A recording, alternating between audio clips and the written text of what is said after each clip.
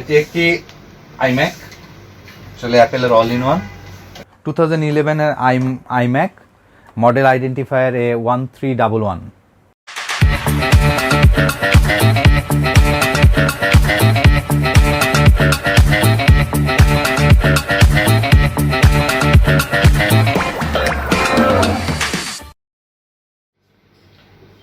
এটি একটি অ্যাপেলের iMac, সাধারণ কথায় অল ইন ওয়ান পিসি। তো আমরা এখন দেখাবো এটা কিভাবে ডিসঅ্যাসেম্বল করতে হয়। নর্মালি এটা সবাই সাকশন ক্যাপ দিয়ে খোলে, যেহেতু আমরা অনেকদিন ধরে কাজ করি আমাদের আসলে এখন আর সাকশন ক্যাপটা লাগে না, আমরা মোটামুটি হাত দিয়ে জিনিসটাকে খুলে ফেলতে পারি। তো এটা আবার আপনারা করতে যান না, তাহলে যেটা হবে গ্লাসটা ভেঙে যেতে পারে। এটাকে যদি খুলতে হয় এখন আমাদেরকে এখানে দুই সাইডে চারটা 8টা টরেক্স T6 টরেক্স স্ক্রু আছে, এই চারটা 1 2 3 4, এদিকে আছে চারটা 1 2 3 4, এই চারটা স্ক্রু আগে খুলে নিতে হবে।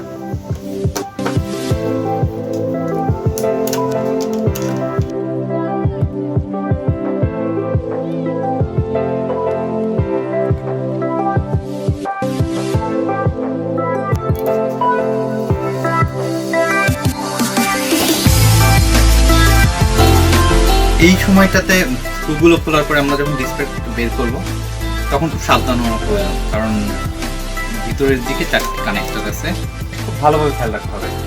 আমরা যখন এই প্যান্টটা তুলব 3 ইঞ্চির বেশি আমরা যেন না তুলি, তাহলে ছিঁড়ে যাবে। আমরা প্রথমে খুলে ফেলবো এলইডি ড্রাইভারের কানেকশনটা, দেন আমরা আরেকটা খুলবো, দেন আমরা ভিতর থেকে খুলবো ডিসপ্লের এলভিডিএস কানেক্টর, দেন আরেকটা খুলবো, দেন আমরা খুলবো থার্মাল সেন্সর কানেক্টর,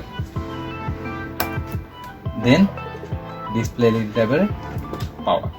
একটা কানেকশন বোর্ডের সাথে কানেক্টেড থাকে, বোর্ড ডিসপ্লে ড্রাইভার এর সাথে কানেক্টেড থাকে। এটা LVDS connector, thermal sensor connector, এটা এলইডি ব্যাকলিটের ড্রাইভ পাওয়ার, এটা সেন্সিং। এই মডেলগুলোর ইন্টারনালি স্পিকার, দুটো speaker, card reader, DVD ROM. এটা হলো গ্রাফিক্সের থার্মাল, গ্রাফিক্সটা আসলে বোর্ডের নিচের দিকে, বাট গ্রাফিক্সটা রিমুভ করা যায়। WiFi card, Bluetooth card, LED backlit driver, power supply, আর এর নিচের দিকে আছে একটা IR sensor, hard drive, camera. হোয়াটসঅ্যাপে খোলার জন্য আমাদের আসলে 4টা স্ক্রু ড্রাইভার খুলে ফেলতে হবে।